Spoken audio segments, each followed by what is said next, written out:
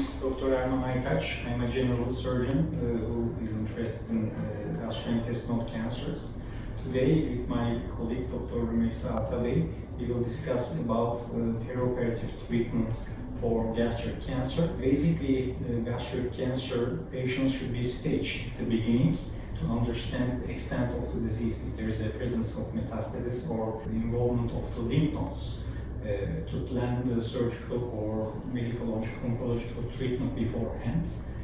From surgical side, we usually perform after staging the disease with imaging modalities such as CT scan, MRI and PET-CT if needed.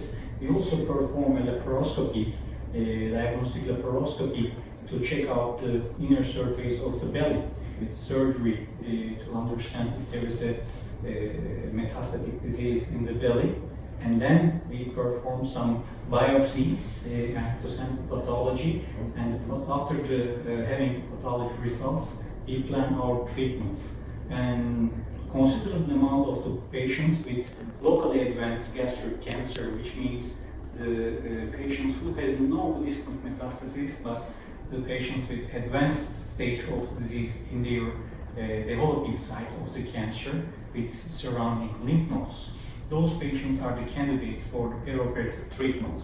Am I right, Rümeysa? Yes. So would you like to say something about the details of perioperative treatment in gastric cancer? Yes. Why do we have to offer perioperative therapy for gastric cancer? Because even in early stages, relapse and distant metastasis are very common for gastric cancer patients. So, perioperative systemic treatment aims to reduce or eliminate microscopic metastatic disease in the earlier phases of the disease. Not only node-positive locally advanced ones, minimum T2 disease patients, clinically minimum T2 disease patients, are also candidates for perioperative treatment. Currently, we use float regimen for perioperative setting, and this approach, perioperative systemic approach, we know that survival advantage we can achieve, and we can downstage the disease, and the operation will be more successful.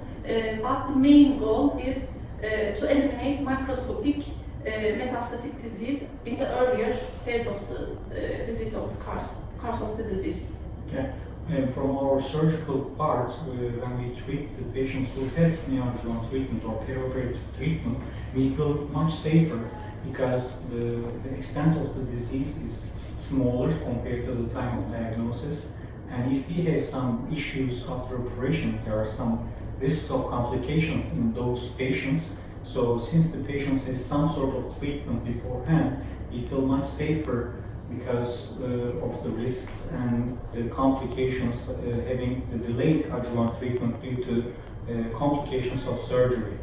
We perform minimal invasive or open operations in those patients with robot and laparoscopy, and considerable amount of the patients may also undergo open operations.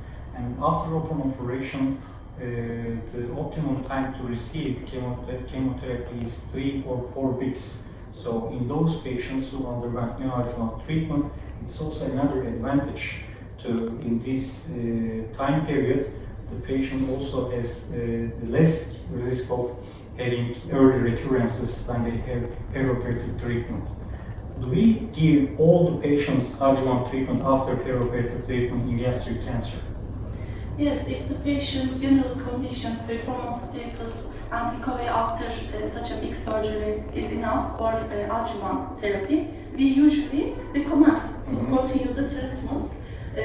But some patients will progress under perioperative treatment because stomach cancer is one of the chemo-resistant solid tumors, unfortunately. Yes, but perioperative chemotherapy is also beneficial to eradicate the patients who are progressing under systemic treatment from gastric surgery, for example. Yes, we usually add adjuvant chemotherapy after surgery. So what is the risk of having some side effects of systemic treatment in those patients? Approximately 1/3 of patients may experience grade 3 or 4 side effects, but these are manageable. We usually use float regimen if patient is fit enough for this regimen. Oxaliplatin is known to be neurotoxic drug, especially sensory neurotoxicity can occur. So it's like numbness or something? Yes, numbness, electrical feeling, usually sensorial type. Motor neurotoxicity is less common, but possible. Oxaliplatin, of course, can cause myelotoxic and cytopenia as the other cytotoxic agents. The other drug is fluoropyrimidine, fluorouracil. This drug may cause cardiotoxicity, coronary vasospasm, but only in 3 to 4% of patients. In those who have underlying cardiac disease, especially. The other drug is docetaxel, which is also neurotoxic. Sensory neurotoxicity is an issue for this drug. And allergic reactions. In some patients, hair loss is possible. These are the main side effects of this regimen. But if we select the patient at the initial phase, we can manage the side effects accurately, appropriately. So when we complete all the treatment after operation, how do we follow up those patients?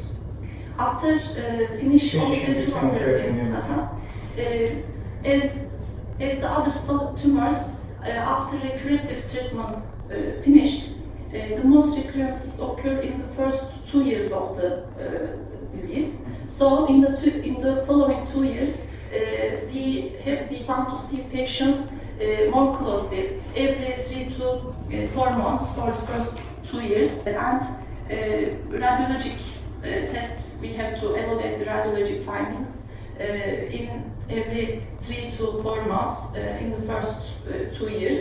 If we are successfully finished the first 2 years of disease, then our follow-up will be with more extended durations.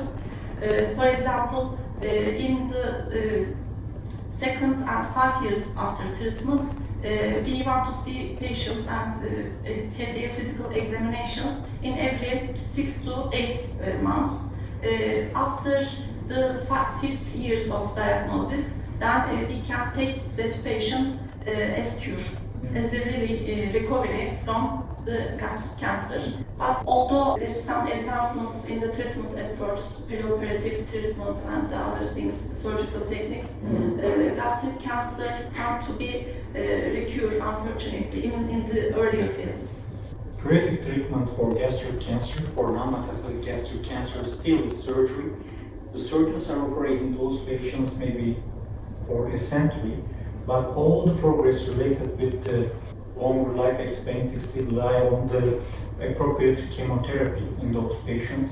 And from surgical standpoint, we see the better quality of tissue, and we see the improved quality of life in those patients who are receiving perioperative treatment in gastric cancer after operation, because this approach, starting with chemotherapy, gives us the opportunity to understand the biology of the disease and the disease is aggressive or not.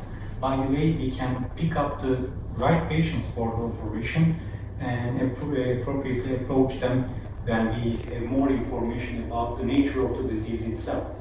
So, as I mentioned, we can treat those patients laparoscopically with robotic surgery as a minimum invasive technique, and also classical open operation also gives the similar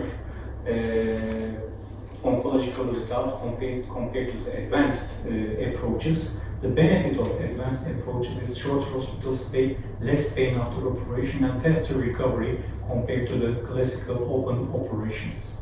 So we discussed about gastric cancer and perioperative treatment today. Would you like to add anything? Yes, I want to point something. Sometimes we start perioperative chemotherapy for normal T2 disease, gastric cancer, but some patients don't respond well. After operation, we evaluate the pathology report.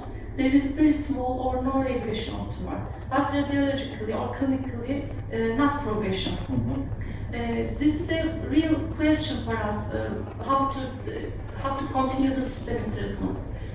Because of lack of the evidence, currently we continue the same regimen because we have no data to change the chemotherapeutic if we achieve not so good response pathologically.